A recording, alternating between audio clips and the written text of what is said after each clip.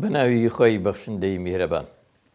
سڵاوتان لەبێت بینەرە بەڕێز و خۆشەویستەکان لە کەرکووکەوە بە دوای باسکردنی مێژووی کەرکووک و خەڵکی کەرکووک و نەتەوەی کورد دەکەین لە کەرکووک لە زاری بەڵگەنامەکانەوە. بۆم بابەتە بەڕێز کاک خالید عەلی موراد خالید جاف لە کەرکووک زەحمەتی کێشاوە لە چەند بەرگێکە ئەم بەڵگەنامانەی کۆ کردوتەوە و زۆر بەڕوونی پێمانەڵێ کە کەرکووک شارێکی کوردستانیە و خەڵکەکەی کوردن یان کورد بوون پێشتر و لە هەموو سەردەمەکانەوە بە ئێستەشەوە نەتەوەی تروایانی دیکەیش لەگەڵیانە ژیاون. ئێمە لە ئەڵقەی یەکەمە بەڕوونی باسمان لە هەندێک لەو بەڵگەنامانە کردووە بەڕێزیان عەزیەتیان کێشا بەڵگەکانیان خستە ڕوو بە تایبەت لەسەر مزگەوتەکانی ناو قەڵای کەرکووک کە ئەو کات شارە دێرینەکەی کەرکووک بۆ دواتر کەرکووک لەوێوە پەرەی گرتووە بۆ دەوروبەری کشا و ئێستا شارێکی گەورەی لێ دروست بووە. لە ئەڵقەی دووهەمی بەرنامەکەدانا لە کەرکووکەوە باس لە مێژووی مزگەوتەکانی ئێستای شاری کەرکووک یانی ئەم شاری کەرکووکی دەرەوەی قەڵای کەرکووک لەگەڵ مزگەوت و تەکچە و خانەقاکانی دەرەوەی شارەکەش دەکەین.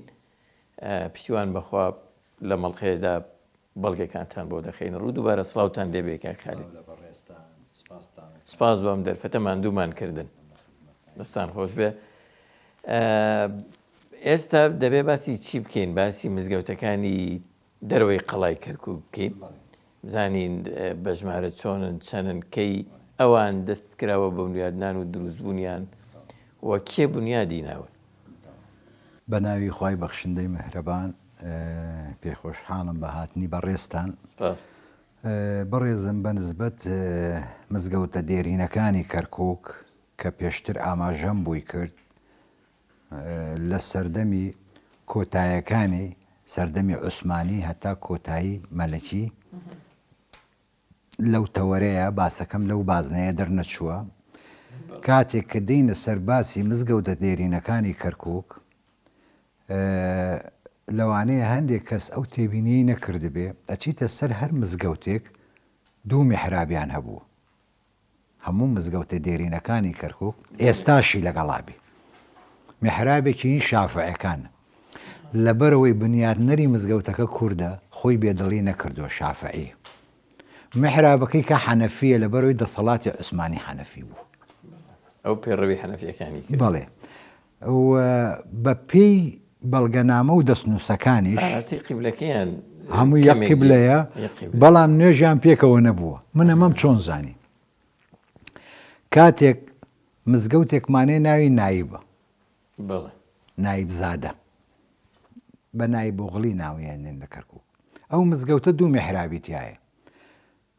هەردوو مەلاکەی کاتی خۆی هەر کورد بوونە مەلا ناسیحی گەڕاو لەگەڵ مەلا مەحموودی مەزناوی. مەلا ناسیحی گەڕاو حەنەفی مەزهەب بووە، مەلا مەحموودی مەزناوی شافعی بووە. لە ساڵی 1990 کاتێ وەفاتەکە مەلا مەحموودی مەزناوی خەڵکی گەڕێکی ئاخر حوسێن و ئیمام قاسم لەوێ نوێژەکەن عەریزەیە کە نووسن بۆ ئەو قاف ئەڵێ ئێمە لێ پشتە و نوێژ ناکەین ئێمە ئیمامەکەی خۆمان مردووە ئەبێ ئیمامێکمان بۆ بێن شافعی بێت. لێرەیە سێرەکەی بۆ دەرەکەوێ ئەو کاتە دیارە ئەو جۆرە عەقڵیەتە هەبووە. یعنی هەتا وەکو ئێستاش لەلایەن زۆرێکمان هەیە ئەوە کاڵ بۆتەوە مەسەلەن لای شافعی دەستنوێژەشکێ لای حەنەفی ناشکێ ئەم مشتومڕە هەیە یعنی بەڵام ئەوەی زۆر کاڵەوە بۆ خەڵکی هوشیار بووە و ئەوانە پێویستی بەوە نەما.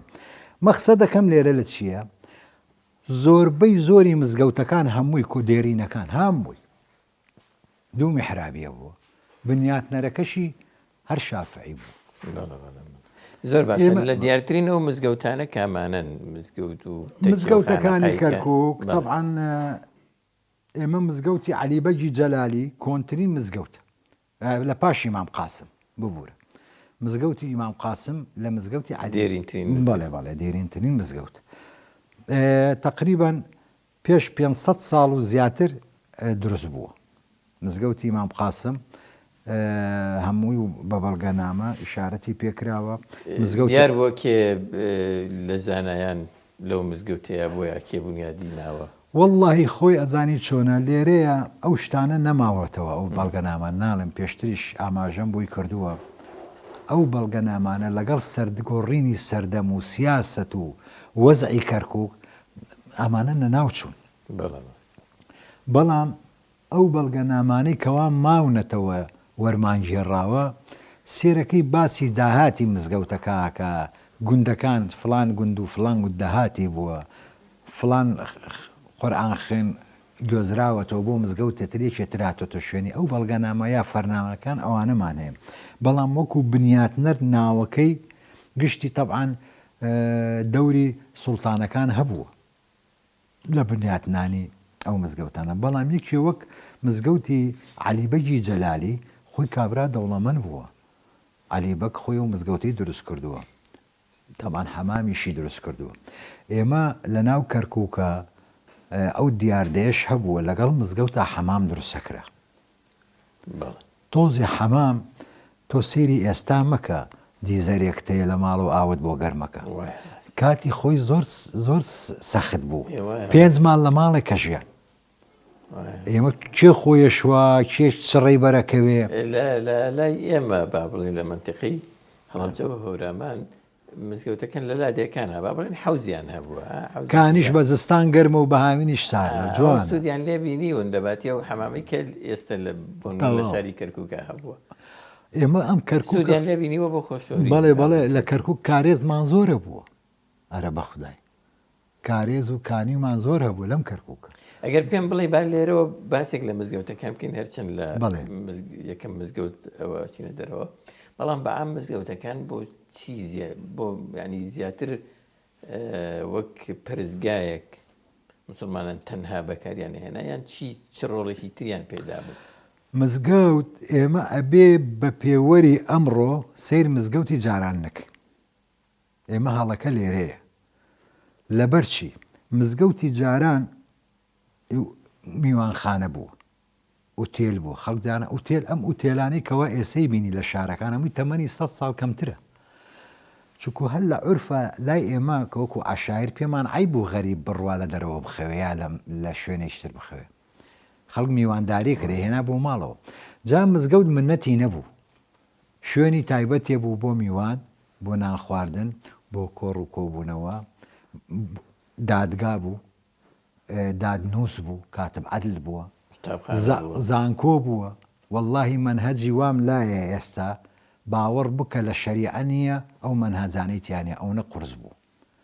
یعنی ئاستەکانی فەقێیاتی لە سوختە و فەقێ و مستەعید هەمووی لە مزگەوتەکان هەمویان ئەو ڕۆڵەیان بینیوە منهەجیان قورس بووە هەر مزگەوتێکی شو ماشەڵڵا بەلانی کەمە و زانایکی گەوری تیا بوو کە هەموو علومە مامۆستا ئەبوایە 4 زمان بزانێت ئێمە ئێستا مامۆستامانەیە ناوەکەی کوردیە کوردەکەی نازتەواونی باوەڕ بکە 4 زمان هەمووشی شاعر هەرچی مزگەوتمانەیە لەم کەرکووکە زۆربەیان شعریان بۆ مزگەوتەکان وتووە دوایی ئەوە شوێنی کۆڕ و کۆبوونەوە ئێستا من ئەوەی کە لە ئەڵخی یەکەمە باسمان کردە و مامۆستا بەڕێزەی مامۆستا سلێمان سالم هەموو لە شعرێکە لەو سەردەمەشە باسی هەموو شاعیرەکانی کوردستانەکە بەڵێ مەلا عومەری ڕەنجووری بەڵێ باسی هەموو شاعیرەکانەکە بەڵێ ڕاستە دیداریشی لەگەڵ نەکرد نەشی بینیوە نە زمانی ئەنتەرنێت بووە نە زمانی مۆبایل و ئەمانە بووە چەند طالبی ئەوە بوون مەسەلەن زۆر گرنگ ئەو شەوقا ئێستا مەسەلەن ئەی کتێبیان ئێمە ئێستا دەینە سەر باسیەوانەی کەوات شێخمان هەبوو خاوەنی چەندین کتێبە چەندین دەستنووسیەیە ئێستاش ماوێتی و لەبەرەوە ئەمە ئەم شارە ئەم مزگەوتانە ئەبێ نابێ بەو شێوەیە سێر بکرێت کە ئەوە سێب ئێمە لەبەرەوەی ئەم ڕۆژ حەقیقەتەن ئەوەش با بڵێن مزگەوت بۆ ئەو ڕۆڵەی نەبینیوە ئەمڕۆ قوتابخانە دروست بوو زانکۆ دروست بوو بۆیە سێرەکەی مزگەوت هەر ئیشی نوێژەکەی تیابینێت هەر 5 فەرزەکە و وتارەکەیە بەڵام کاتی خۆی خەڵک مناڵی بۆ مزگەوتە نارد فێری خوێندن بێت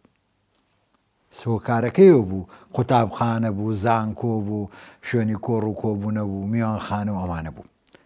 ئەم ڕۆڵەش لە سەردەم بۆ سەردەم گۆڕانکاری بەسەرهات مامۆستا هەر لەوێەوە پرسیارێکی تر ئەمەوێەوە بکەم یانیش کەرکووک وەکو ناوەندێکی گەورە گرنگی پێدراوە لەلایەن دەسەڵاتدارەکانەوە بۆ نمونە لە سەردەمی عوسمانیەکان گرنگێکی تایبەتی پێدراوە بەوەی کە شارێکە و خەڵکی ڕۆشنبیر و زانا و سوزانم وەسائلی سەردەم ڕووی تێبکە و ئەو ڕۆڵە بۆنمە لە کەرکووکە چۆن بووە و بارودۆخ طبعاً خۆی ئەو والیانەی کە لەبەرەوەی عوسمانی خۆی وەکو فکرێکی ئیسلامی دەرکەوتو بوو وەک ئیمپراتۆرێکی ئیسلامی ئەو والیەی کە دایەنە لە شارێک دیندار بووە ئەکیت بای ئەوەندە ئەو زانایانەی کەوا لەو سەردەماژان هەمویان هاوڕێ و خۆشەویستی یەکتر بوو یعنی ئێستا بۆ نمونە ئەوە لە حەڵقەی پێشوو لە بیرم چوو بێڵێم مزگەوتی نەبی دانیار ئەزانی چێ متەوەلێکەی بووە شاسوار پاشا والی کەرکووک بوو متەسەرفی کەرکووک بوو لە هەنێشە ناوی هاتۆ بە غازی شاسوار لە مزگەوتی گەورە کە باسم کرد لە قەڵاپێرن ئولو جامع مەدرسەیەکی تیا بوو ناوی مەدرسەی غازی شاسوارە لە لای دانیار پێغەمبەریش چی بووە متەوەلی دانیار پێغەمبەر بووە بەچی متەوەلی بووە ئاوی هەبووە لەگەڵ حەمام لەگەڵ خانێک داهاتیوانەی لە مزگەوت و مەدرسەکە سەرفە کرد باشە حتا خانەکەی ئێستاش ماوە لە جووت قاوەیە باپیرەی جێیە باپیرەی نوعمان و شعبانە نوعمانی سە مزگەوتێکیە لە کەرکووک پێوترێ نوعمانی تازە بە زمانی عوسمانی پێوترێ یەنی نوعمان یعنی مزگەوتی نوعمانی تازە چکۆ و مزگەوتە کۆن بوو دوایی لە ساڵی شەستەکان دووبارە دروست کرایەوە ئیتر ئەم دەسەڵاتدارانە کاتێک حکومڕانی ئەم شارەیانە کرد لە پاڵیەوە هاوڕێیەتی زانا و شێخانی تەریقەت و مەلەکانیان کەرکووک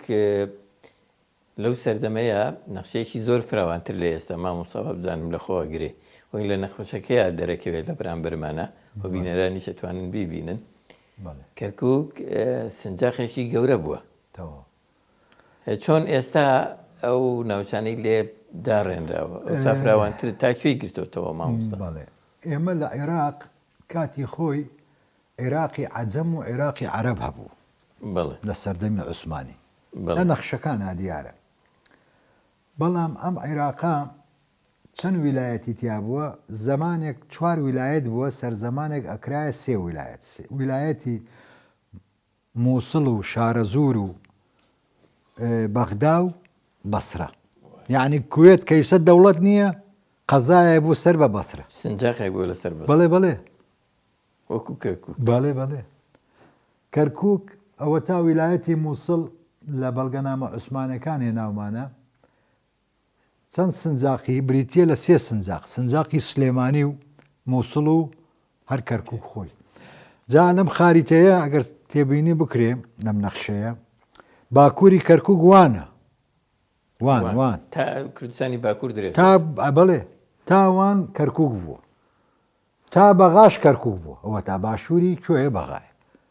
یعنی حەمرین و دیالە و ئەم باعقوبە خۆی باقوبە بووە ئیتر ئەمە مامۆستا گۆڕانکاری سیاست ئەم کەرکووکە دەستی زلهێزەکانی لەسەرە یعنی ئیشی لەسەرەکە ئەم کەرکووکە بۆیە وەک خۆی نەماوە لە شەستەکان کەلار کەرکووک بوو کەفری کەرکووک بوو سلێمان بەگ و دووس کەرکووک بوو کە هەموو خەڵکەکەی کوردنوکی ئەم چەمچەماڵە کەرکووک بوو ئێستا گشتیان داداشی لە کاتی ئەحمەد حەسەن بەکر بڕیار دەرچوو پێش سەدام کەلار و کفری کردە سەر دیالە کەلاریش چوە سەر سلێمانی سەدام هات دووزی کردە سەر تکریت ئێوە چەمچەماڵیش چووە سەر سلێمانی هەرچەند ئێمە نامانوێ بچینە ناو بابەتە سیاسیەکان بەڵام لە 2023 ئێمە نەمانتوانی قەرەبووی ئەو ناکرێت گۆڕانکاریە خراپە جوگرافی ناکرێ لە بەرەوەی ئەوە گشتی بە پلان کراوە بەرنمەیەوە یعنی ئەم داتاشینی کەرکووکە بەرنمەیە ویستیانە بە سێنەتەوە بڵانسیکەن ڕۆژانە ئێمە هەرچەنە جەنابەت فەرمووت حەز ناکەین لە تەوەری بابەتەکەمان دەرچین ئەم کەرکووکە بە بەڵگەنامەی بەریتانی من هەمە بە بەڵگەنامەی بەریتانی و بە بەڵگەنامەی عوسمانی ئێمە تۆزانی 8 ملیۆن بەڵگەنامەی کوردەیە لە ئەستەمبول 8 ملیۆن 100 ملیۆن بەڵگەنامەی تایە عوسمانی هەشتی هی کووردە کورد مەقسەدم کوێیە هەر چوار پارچە کوردستانەکە مامۆستا محەممەد علی قەرەداغی باسی بەڵگەنامەکانی کوردەکە زانایانی کورد لە بەغا سێ چارەکی هی کووردە و دەستنووسانە لەبەرەوە ئیتر زروفی سیاسی ئەم شتانەوەکو خۆی ناهێڵێتەوە بابینەوە سەر مزگەوتەکانی ناوشاری مزگەوتە دێرینەکانی ئێمە لە ناو شاری کەرکووک حەقیقەتەن مزگەوتەکان من پۆلینم کردووە بۆ ئەوەی بتوانم کۆنتترۆلی پرۆژەکەم بکەم چکو پرۆژەکە بە تەنیا خۆمم حیسابی ئەوم کردووە 6 بەرەک بێ ئەوە سیانی دەرچووە و وا چوارەمیش خەریکە چاپەکرێ و پێنجەم و شەشەممان ماوە اینجا ئەم مزگەوتانە چۆن پۆلینم کرد هەستان تەکچە و خانەقام لەگەڵ مەولەوی دوو مەولەویشمان هەیە ئەویش لە سنفی تەکچە و خانەقایە لە کەرکووک هەروەها ڕۆڵیان جیاواز بۆ لە مزگەوت بەڵێ ڕۆڵەکانیان زۆر شێوەیان بەڵام بۆچی ناویان جیاواز بووە بۆچی ڕۆڵەکان وەکو تێبینیەک وایە ڕۆڵەکان خۆی تەکچێ و خانەقا هەمووی عینە نوێژەکانی تیاکرێ و وتاری تایە بەڵامی تر فکرەی بەرنمەکانیان جیاوازە مەسن ئەو قادریە ئەم ئەچێتەوە سەر مەولانە خالید مەولەویەکانیش ئەتنە سەر مەولانای ڕوومی یعنی لە قۆنیاوە تەریقەیان وەرگردووە دوانمان هەیە لەوە مەولەوی حەیدەر و مەلا حەیدەر و هینمانیشەیە لەگەڵ دەدە حەمدی ناوە کۆنەکەی محەممەد حەمەد ڕەزای ناو بوو مەولەوی حەمەد ڕەزا بەداخەوەی ئێستا بوو بە پارکی سیارە چیتە ژوورۆ نێزێک 1000 سیاریتیان ئەمانە تەبعاان لە مزگەوتەون بۆکان چوونەتە ناو بازنێەوە بەڵام مزگەوتە دێرینەکانی کەرکووک کە من ئاماژەم پێی کردووە با بڵێن لە بەرجی چوار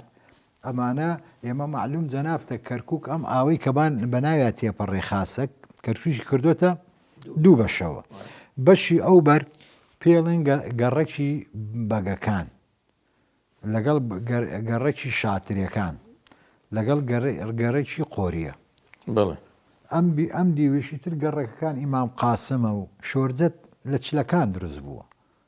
یعنی ناویتیانە لە کتێبەکەمە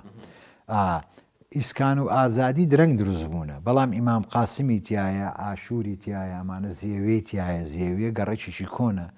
گەڕەکەکەی مەلا عومەری ڕەنجووریە گەڕێکی پریایەکانمان هەیە لە چەمچەماڵەوە هاتوون ئیتر گەڕێکی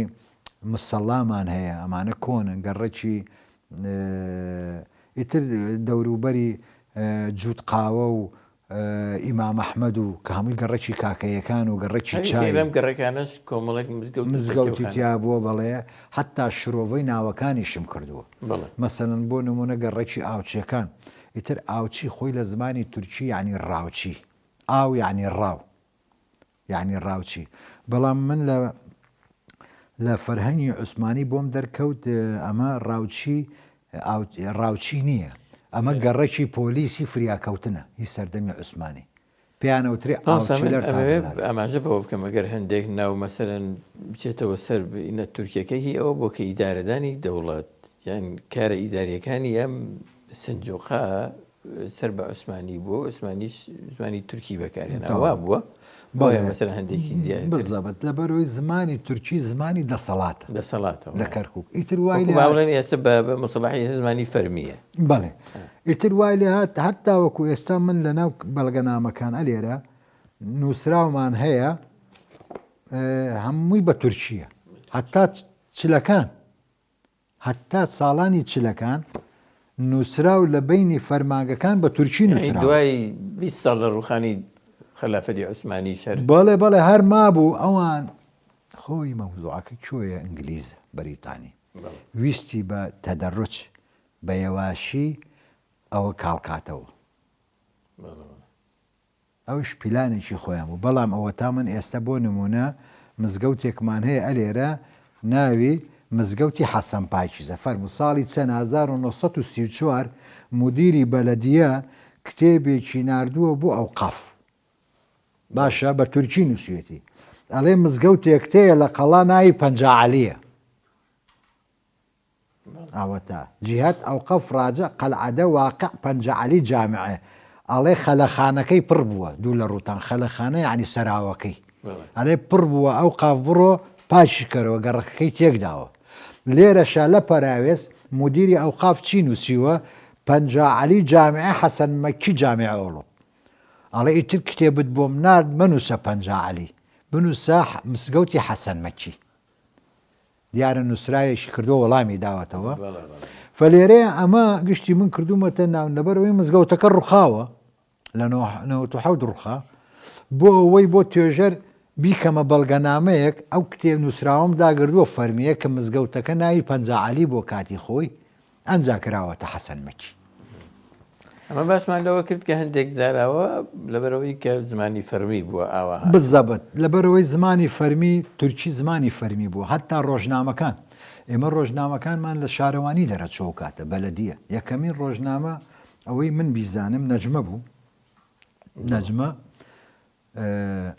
زۆربەی ڕسمیم کردووە لە دایرەی فەرمانگەی تاپۆ چوم ڕسمیانم کرد وێنەیانم گرتووە ئەو وێنانە هەمووی ساڵی 1970 بوو هەمووی بە تورکی بوو دوای ئەوە ڕۆژنامەی کەرکووک دەرچوو لە ساڵی 1930 کرایە کوردیشی تیا بوو کوردی و تورکی بوو بۆ حەقلێکی کرایە کوردی لەبەرەوەی متەسەرفەکەی کورد بوو تەحسین عەسکەری خەڵکی عەسکەر و ئاغجەلەر بوو ئەنجا من قسەکەم لێرەی لە یەک شتێکە حەزەکەمەوە هاتەوە بیرم جاران بڕوانامە ئێستا لە زانکۆکان بڕوانامە هەیە وایە جاران زانکۆ نەبووە ئەو کاتە ئەیکێ بڕوانامەیەدا مەجلس علمی وەکو ئێستا چۆن ماستەرناماوە مناقەشەیەکە کرێ ڕئیس دانیشتووە و یەکێک سەرپەرشتیارە و دانیشتن و خەڵک بزەبت ئەوە بەس لەوە گرنگتریش بوو کێ بوو دانیشت ئەگەر لە کەرکووک بووایە متەسەڕف دانیشت مەحافز پارێزگار مفتی کەرکووک دانیشت ڕئیس مەحکەمەی کەرکووک دانیشت سەرۆکی زانایان لەگەڵ دوو زانای تریش ئیمتیحانی ئەو کەسەیانە کرد ئێجا چی لە ژێرسەوانە دەرەچوو پرسیا لەسەر پرسیا ئاها بەڵگە بڕوانامەیانەدای ئەو مەلایە ئەتیرافەکە ئێجی ئەوەمیان لەبەر بوو نمونەیە کرد بۆ بێن لە مزگەوتەکەی سلێمان پاشای بابان لە قەڵا مەدرسەیەکی تیا بوو ناوی مەحموودی خاڵ بوو ئێمە بە زمانی کوردی چی پێڵێن حوجرە مامۆستا محەممەد ساڵح ڕەحمەتی خوای لێبێ پێش 4 ساڵ وەفاتی کرد کوڕ مەلا عومەری گومەتیە خانەقایان هەیە لێرە لەو مەدرسەیە تەواوی کرد وەسیقەی وەرگرت من لە مەحموودی خاڵ لە کۆ وەرگیرا لە ئەزهەر چوو چی تەواوکە زانکۆی ئەزهەر ڕسمی بڕوانامەکەیم گردووە طبعاً کاتێک ئەڵێ چوون بۆ ئەزهەر مقابلەی زانایان کرام لەوێ سەریان سڕمە ئەیانوت تۆ هاتوویتە لێرە بخوێنی دا دەرس بڵیتەوە وتی وەڵا من قوتابیم وتی نا ئەمەی وا لای تۆ هین قوتابی نییە ئێمە مامۆستاکانمان نەیڵێنەوە وتی وەڵایی ئەوەی ترەوە گومانی خۆتانە حوسنی زەنی خۆتە بەس من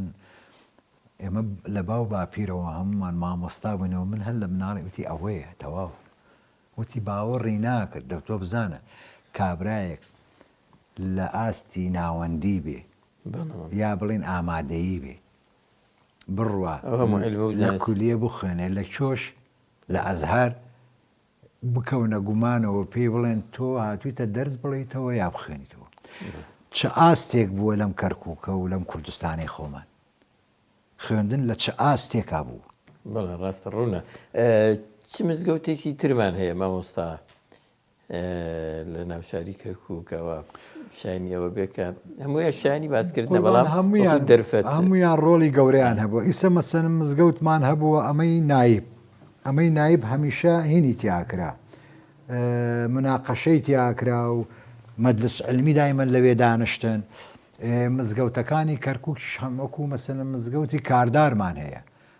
مزگەوتی فەرهادمان هەیە ئەمانە هەمووی دەرسی تیاوتراوەتەوە زۆر باشە جەناب تەنابەشتان بە کۆمەڵێکی مزگەوتیش داوە کە ڕووخاون یان نەماون ئەکرێ هەندێک باسمان لەوانە بەڵێ پێشەوەی بچینە سەر مزگەوتەکان پێم خۆشەوە مەجلس علمیەکەت پێپشانە ئەمە مەجلسی علمیە چاو لێە ئەو مەلایە مامۆستا مەلا محەممەد ڕووفە تاقیە کرێتەوە امتیحانەکرێت ئەلێرە بڕوانامەکەی دەنێ وەکو مناقەشەی دکتۆرا و ماستارەکەی خۆمانە کەوا ئەمڕۆ باسیەکەین بۆ زمانی سەر ئەمە هیچ ساڵێکە ساڵی 1930 پێش 90 ساڵ سەیری پێش 90 ساڵکە کێ دانیشتووە لەو مەجلیسە ئەوە متەسەڕفە کوانێ ئەوەتە تەحسین عەسکەری محافزی کەرکووک بەڵێ باشە ئەوەیان مەلا ڕەزای واعیزە ئەوە مەلا سلێمانی تورکە ئەوەی کەواوتمان شاعرەکەی نووسی وتوتەوە مەلا سلێمان ئەوە چێ امتیحانی قوتابیەکەکە مەلاکاکە مەلا ناسحی گەڕاوە ئەوە مەلا محەممەد عەلی تاڵەبانیە ئەوەشیان قازی عەبدولستار هینە قازی عەبدولستار بەرزنجیە ئەوە چاو لێە ئەوە هەمویان گشتیاندا ئەوەش مەلا سابیرە ئامۆزای ئەو پیاوە ئەمە مەجلس علمی بەم شێوەیە بڕوانامەیانەدا لە مزگەوتەکە بۆیە مزگەوتی نایب مزگەوتێکی گەورە بووە لە کەرکووک جێ ئاماژە پێکردنە دایمەن کۆڕەکان لەوێکرا بەڵام هەمویان کەم نەبوونە لەو بوارە هەمویان ئەسپی خۆیان تاوداوە مامۆستایان لە هەموو بوارێک بڵێ باسی مزگەوتە ڕووخاوەکان مزگەوتە ڕخاوەکان ئێمە لە کەرکووک ناومان ناو مزگەوتە وونەکان طبعا من لە کتێبێکە باسی مزگەوتە وونەکانم کردووە تقریبا 17 مزگەوت ئەلەم کتێبە ئێستا ئەو مزگەوتانە هیچی وەک خۆی نەماوەتەوە بەداخەوە یانی تر بووە بە ماڵ بووە بە پارکی سەیارە بووە بە ڕێوبان بووە بە دوکان ئیتر هەمووی ئاوا بەو شێوەیە نەماوە هەنێکی مەبەستیش بوو مەخسوود بوو دیاترین مزگەوتیان مەسەلەن مزگەوتێکمان هەیە لە کەرکووک مزگەوتی ناوی سۆرانیە سۆرانی ئەچنەوە سەر پاشای سۆران پاشای کۆرەی سۆران نەوەی ئەوە بەڵێ مێرنشیری سۆران لە کەرکووک بوونە ئەو مزگەوتەی نەوانە 2000 مەتری دووجایە لە دایرەی تاپۆ ڕووبەرەکەیم زۆر ئێستا چەندێکە کردیان بە شەقام و هەمویان داتاشی ئێستا بڕۆ 500 مەتریش نابێ بۆتە تەلارێک 6 بازرگانی دیاکە باشە کاتی خۆی مەلا حەمزەی سورچی حتا مامۆستا محەممەد عەلی قەرەداغی لە کتێبی هەویەت کەرکووک مۆرەکانیشی دۆزیوەتەوە و لای خۆیەتی دەستنووسەکە ئەوە مزگەوتە یەکێ لە مزگەوتە کۆنەکانە مزگەوتە کۆنەکانی تر مزگەوتی فەرهاد ناویان ناوە منارە نەخشینە لەبەرەوەی منارەکەی نەخش و جوانە هینچێن سلێمان پاشای بابانە هەروەها مزگەوتمان هەین ئەرسەلانەکان ئەوانە هین پێش 500 ساڵە 450 ساڵە بێ لە دوای عەلیبەگ لەوبەر مزگەوتی ئەرسەلانەکان هاتن لەگەڵ سوڵتان مولادی چوار هاتن ئەمانە ئەچنەوە سەر عەلی پاشا شەمسەدین سامیەڵێ ئەو عەلی پاشایە کووردە گەوتی تکریتیمانەیە لە کەرکووک من وە مەزانی خەڵکی تکریتن بەڵام ئەمانە خۆیان لە حەڕانەوە هاتوون لە ئۆرفەوە هاتوونەکە کوردستانی باکوورە کوردن ئەڕۆنەوە سەر شەبیب بەگی حەڕانی ئەمەم لەکوێیە نامزانیاریە لە کتێبێک هەیە ئەلویەت العێراق مەشاهیر ئەلویەت العێراق ناودارانی لیواکانی عێراق عێراق. لە ناویە لیوای سلێمانی شمەیە لەگەڵ لیوای کەرکووک هیچ چاپی 1946 بە ئەمری مەلیک فەیسەڵ چاپکراوە کە نووسەرەکەشی عەرەبە باسی ئەم بناماڵانەی کەرکووک هەموویەکە کە تکریتی ئەمانە ئەسڵیان حەڕانین ئیبن تەیمیە شەر خەڵکی ئەوەیە ئەمانە ئەو حەڕانە هەر لە بەڵگەنامەکانە لە بەرگی چوار ئاماژەم پێ کردووە تقریبەن حەڕان ئەڵێ 100 نزیک 60 تیرەی کوردی تایەکێک لەوانە حەڕانی کوردن لەو کتێبەیە ئاماژەم پێ کردووە هاتوونە بۆ تکریت هات چۆن سەلاحەدین ئەیوبی لە تکریت لە دایک بوو خۆ خەڵک تکریت دی ڕاست خۆی لە ڕۆژهەڵاتەوە هات والی بەغداک عیلاقە و پەیوەندی هەبوو لەگەڵ باپیرانی بانیانی کردووە بۆ عێراق ئیتر خۆتە زانێ عێراق وەزعی سیاسی گۆڕانکاری بەسەرهات هاتووە گەیشتونەتە تکریت ئەو لەوێ لە دایک بوو ئێوە بەڵام ئەمە ئەمنش بە هەمان شێوە هاتوونەتە تکریت دوایی هاتوونەتە کەرکووک چوونە لەگەڵ سوڵتان مرادی چوارم ئەمە شتێکی مێژووە دەستخۆش مەسەبە لێرە بوەستین هەندێک هەستینەوە سەر پێ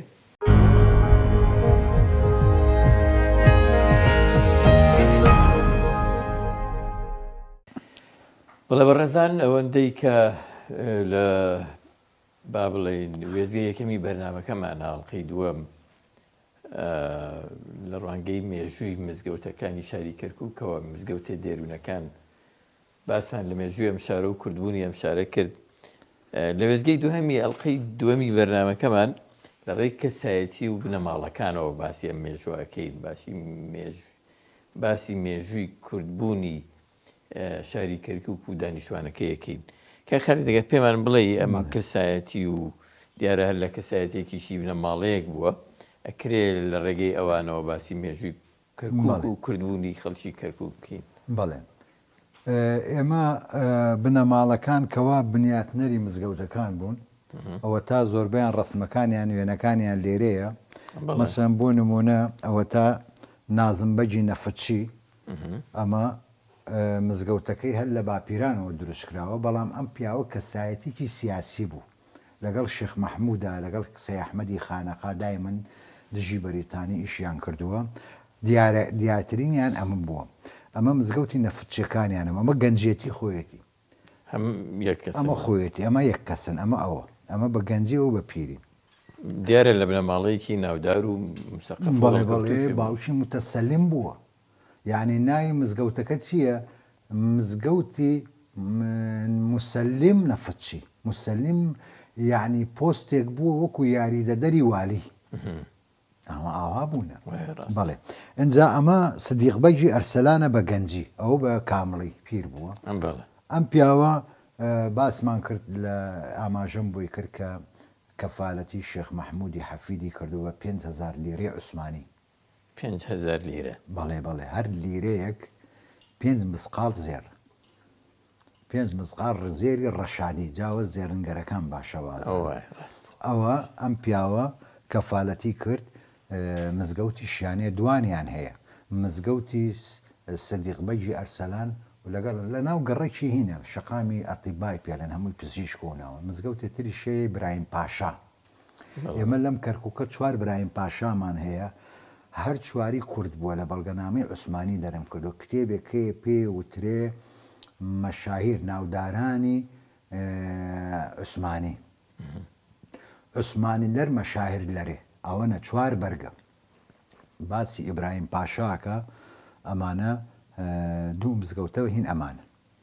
هین بنەماڵەی ئەرسەلانەکان دێنە سەر ئەمە مزگەوتی تکریتی تاوان ئەم مزگەوتە ئەمانە تکریتەکان ئەمانە خەڵکی حەڕانن خەڵکی حەڕانیەکان باکووری کوردستان لە ئۆرفەوە هاتوون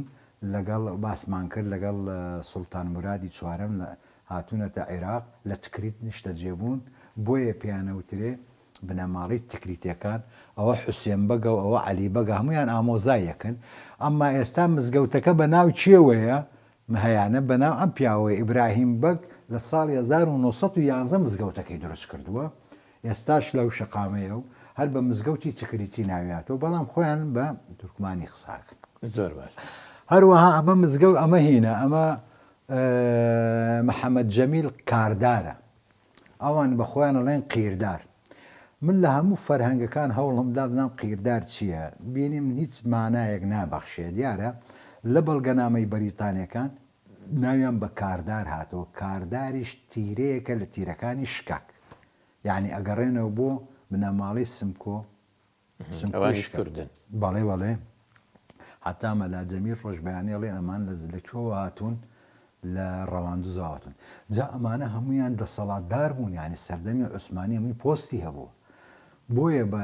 مزگەوت دروستکردن بە خەڵکی دەوڵەمە نەکرێسە نبینی خەڵک بە هەما هەنجەکەن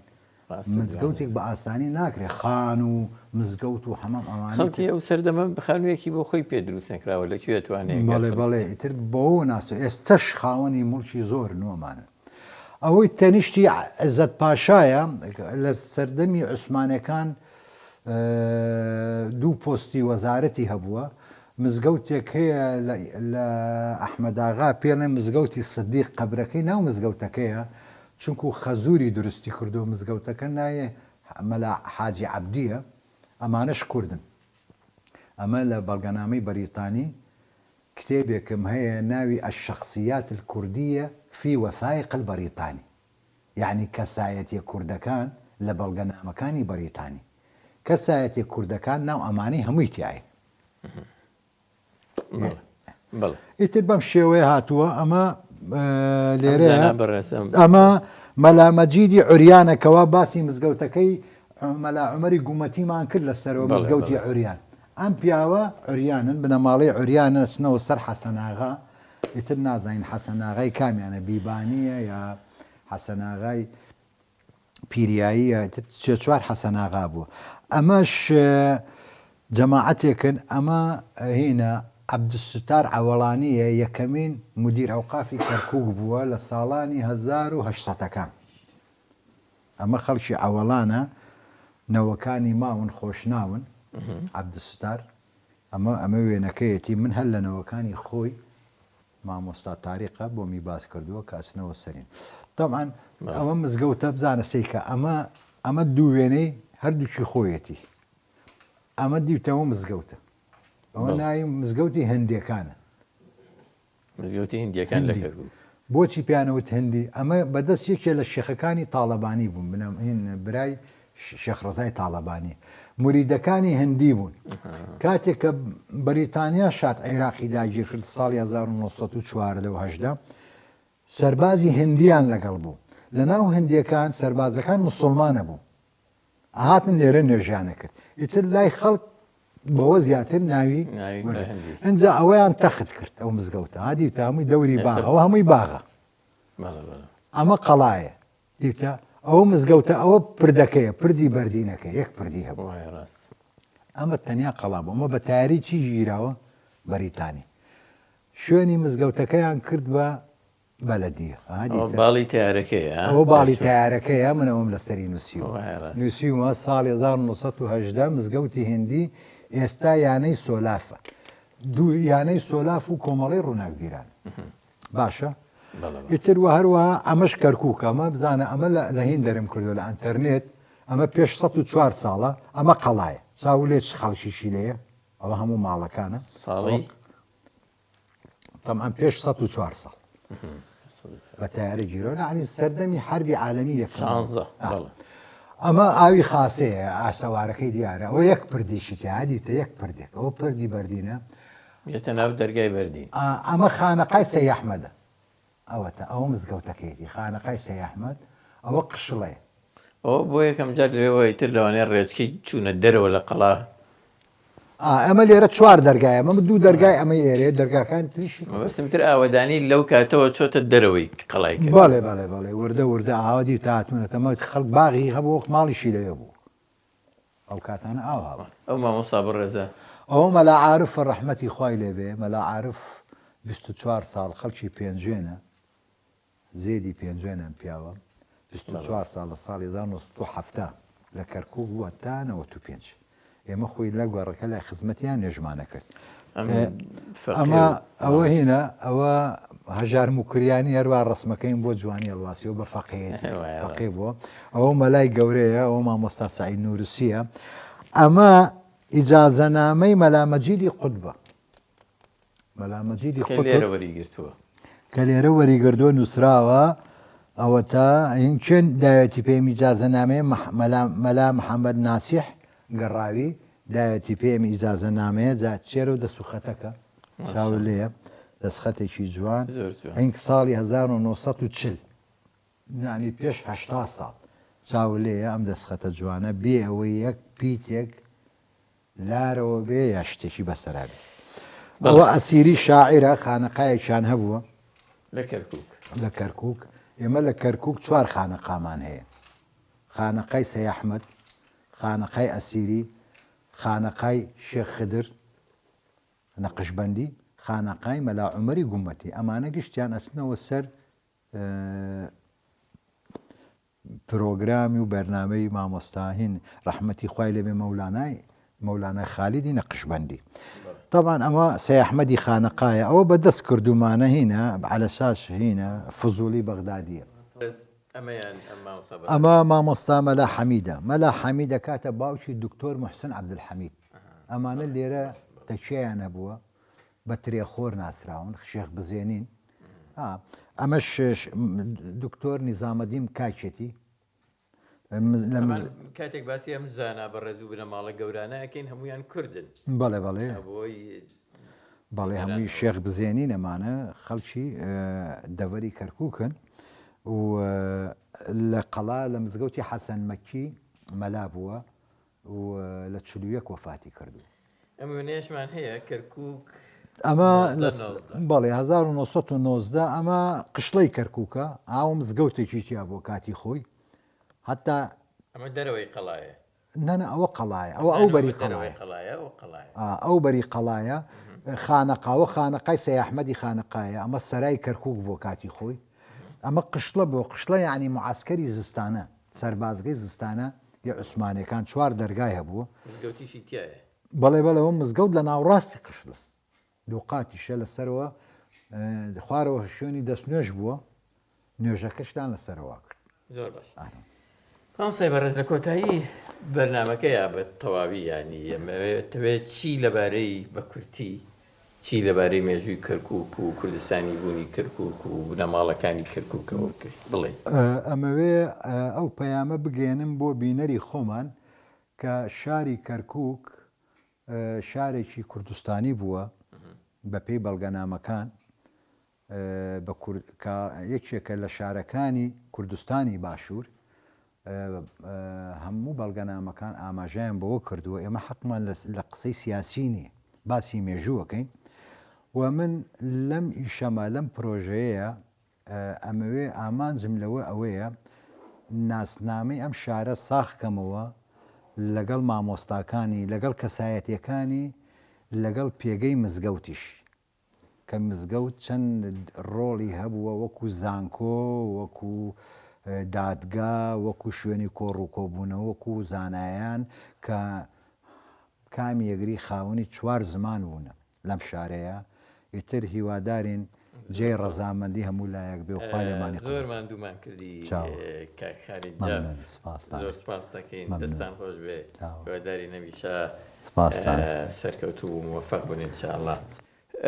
لە کۆتایی بەرنمەکەیە ئەڵقەی یەکەم و دووهەمیش سپاسی بینەرانی بەڕێز و خۆشەویست ئەوەی بینەری عزیزی کەناڵی ئاسمانی پەیامەکەین کە بینەرێکی زۆر باش و تا کۆتایی بوون هیوادارم توانی بێتان لە ڕێی ئەو بەڵگەنامانەی کە جەنابی مامۆستا عەزیەتی کێشاوە و کۆی کردوونەتەوە و لێرە لە بەرنامەی لە کەرکووکەوە خستنگە ڕووبۆتان توانی بێتان تا ڕادەیەکی زۆر ئەو تۆز و خوباری کە لەسەر کوردستانی بوونی کەرکووک دانراوە ڕەوی ببێتەوە و وێنەی ڕێستەقینەی ئەو شارە مەزنەتان لێوە دیار بێت سپاسانەکەین دووبارە سپاس بۆ هاوکارانم بە تایبەتی کاگارم شوانی کە عەزیەتی کێشاو لەگەڵمان ماندوو بوو هاتە کەرکووک تا بەیگەیشتنەوەیکی تر هەموو لایەکتان بەخوای گەورە و مەزنە سپێرین شاد و سەرکەوتوو بن خواتان لەگەڵ زۆر سپاس جەنابی مامۆستا مربوطة حياتم بسليماني وخاكي خۆزگەم بە سەگی قاپیەکەی ئەحمەدی کاکی ئەو قودوەتی ساداتە کە سوکانی سەماوات شەڕیانە لەسەر سەجدە لەبەر مەرقەدی پاکی ئەو مەرقەدی واڵایە کە وەک عەرشی موعەلا مەحفوظە بە زوواری مەلەک دەوری شوباکی بۆ دەست و عەسا نازگەکەی داخە دەروونم قوربانی عەسای دەستی بمسۆڵ و سیواکی دنیا لە دوای حەزرەتی شێخ ژێر و زەبەر بێ وەک تاجیکەی و جامی جەم و تەختی زوحاکی دەرحەق بە حەفیدانی ئەدەب لازمە زینهار قوربانی حەفیدانی دەبم بابی و داکی بەم حاڵە پەرێشانەوە باز ئەشهەد بالله شعرت تەرەبەنجێزە ڕەزا شاعیری چاکی